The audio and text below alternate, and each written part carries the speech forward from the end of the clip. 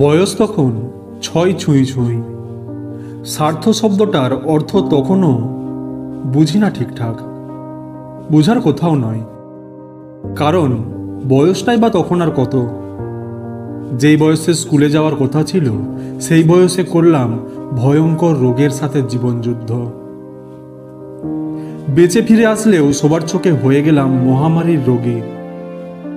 যদিও আমার অসুস্থতাটা ছিল হরমোনাল, কোনো ছোঁয়াচে নয়। কিন্তু যেদিন বাসায় ফিরলাম সবাই সিম্প্যাথি দেখালেও কেমন যেন দূর দূর করছিল। ছোট্ট আমি তখন বুঝলাম না কেন আমি হঠাৎ করে সবার চোখে অপ্রিয় হয়ে উঠলাম। কেন যেন কাছে ঘেঁষতে চাইছিল না কেউ। যৌথ পরিবারে বেড়ে ওঠার কারণে আমি এই অবহেলাটা আর মেনে নিতে পারছিলাম না।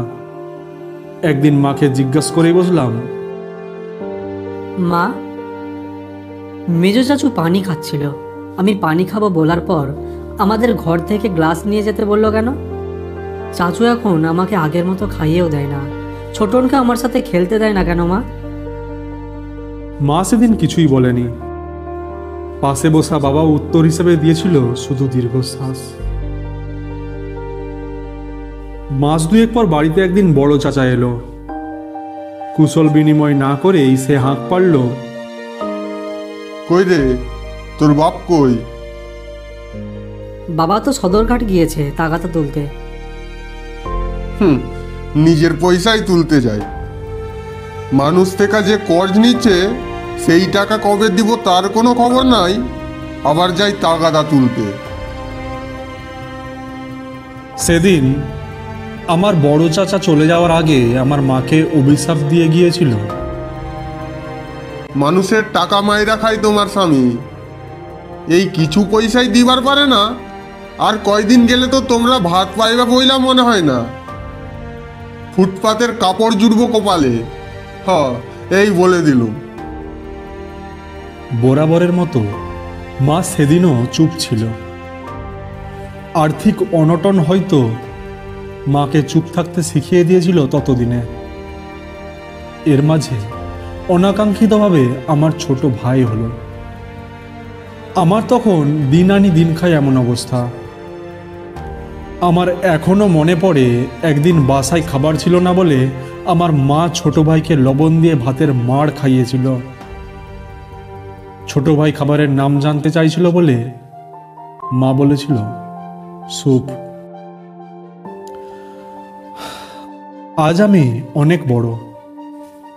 আমি সেদিন কিছু না বুঝলেও আজ ঠিকই বুঝি মায়ের মৌনতা আর বাবার দীর্ঘশ্বাসের মানে কি ছিল। এখন আর সেই যৌথ পরিবার নেই আমাদের। সম্পর্কে ঘুণ ধরতে ধরতে এক পর্যায়ে পরিবারটা ভেঙেই গেল। দাদিও শেষে হার মেনে নিল। যে যার নিজের মতো আলাদা হয়ে গেল। তবে যোগাযোগ আছে, কিন্তু তাদের কৃতকর্মের জন্য বর্তমানে তারা কিছুটা হলেও লজ্জিত, তাই দূরত্বটা রয়েই গেছে। সেই মেজো চাচাই কাল এসেছিল তার মেয়ের টিউশনের কথা বলার জন্য। সে নাকি সায়েন্সে ফেল করেছে, প্রি টেস্টে খারাপ করলে বোর্ড পরীক্ষা দিতে পারবে না আর। এমনকি চাচার ব্যবসায় তখন বিশাল অঙ্কের লস হওয়ার কারণে নতুন টিউটর রাখার এখন সম্ভব হয়ে উঠছে না। আমার খুব ইচ্ছে করছিল সেদিন ওই কথাটা বলার জন্য, চাচু, যদি আমার কাছে পড়তে বসলে তোমার মেয়েরও যদি হেপাটাইটিস বি হয়ে যায় তখন কি হবে?